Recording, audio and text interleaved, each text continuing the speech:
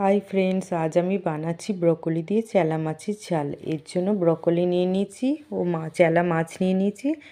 এবার গ্যাসের মধ্যে একটা কড়াই বসিয়ে কিছুটা জল দিয়ে নেব, দিয়ে সামান্য একটু নুন দিয়ে দেব,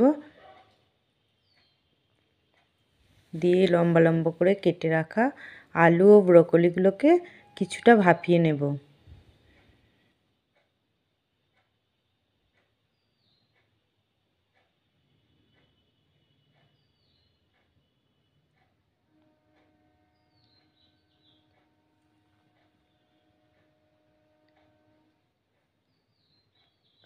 আলু ও ব্রকলি ভাপানো হয়ে গেলে এটাকে জল থেকে ছেঁকে তুলে নেব।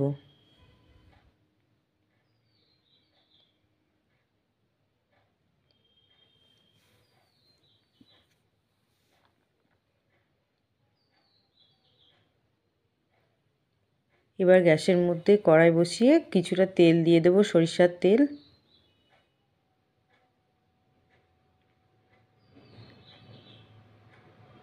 তেল গরম হয়ে আসলে এর মধ্যে মাছগুলো দিয়ে ভেজে নেব।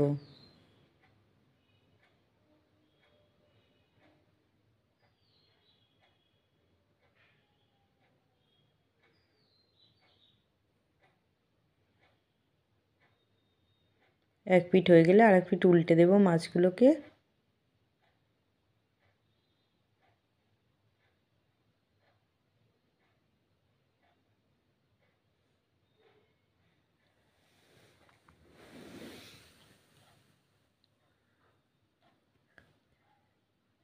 মাছ ভাজা হয়ে গেছে, এবার এটাকে তেল থেকে তুলে নেব।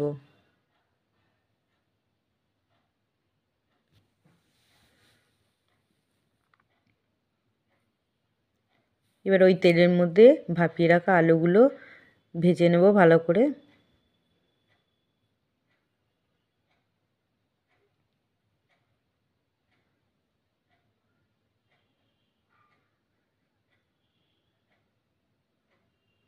আলু লাল লাল করে ভাজা হয়ে গেলে এটাকেও তুলে নেব আবার।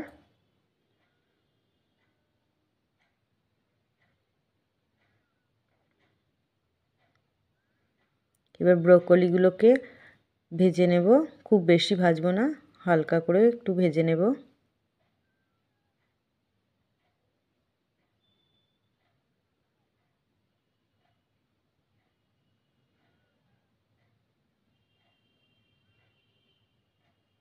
এবার এটাকে তুলে নেব।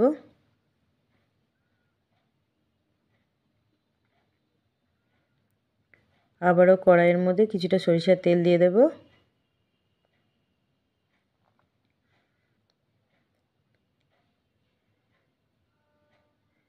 এবার গোটা জিরে তেলের মধ্যে দিয়ে এতে পেঁয়াজ কুচিগুলো দিয়ে দেব। পেঁয়াজ কুচিগুলো ভালো করে ভাজা হয়ে গেলে এবার টমেটো দিয়ে দেব এর মধ্যে।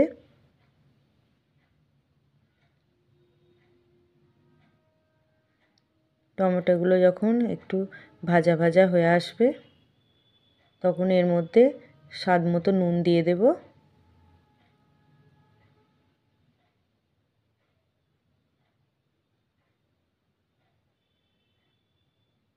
এবার এতে দিয়ে দেব আদা বাটা, হলুদ গুঁড়ো ও লঙ্কার গুঁড়ো দিয়ে মশলাটাকে ভালো করে কষতে থাকবো যাতে মশলার কাঁচা গন্ধ না থাকে। ভালোভাবে ভেজে নেব। ভাজা হয়ে গেলে এতে দিয়ে দেব জল।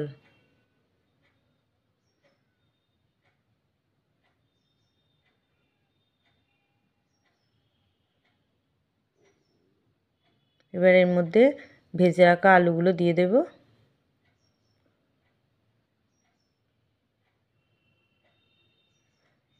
অল্প কিছুটা মটরশুঁটি দিয়ে দেব।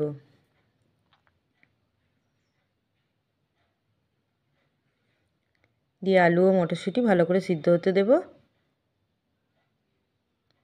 আলু ও মটরশুঁটি সিদ্ধ হয়ে গেলে এর মধ্যে দিয়ে দেব ভাপিয়ে এই ভেজে রাখা ব্রকলিগুলো।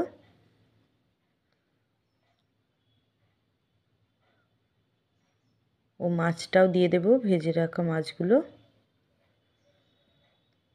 দিয়ে ঢাকা দিয়ে একটু সিদ্ধ হতে দেব। ব্রকলি সিদ্ধ হয়ে গেছে, আর আমাদের তরকারিটা রেডি হয়ে গেছে।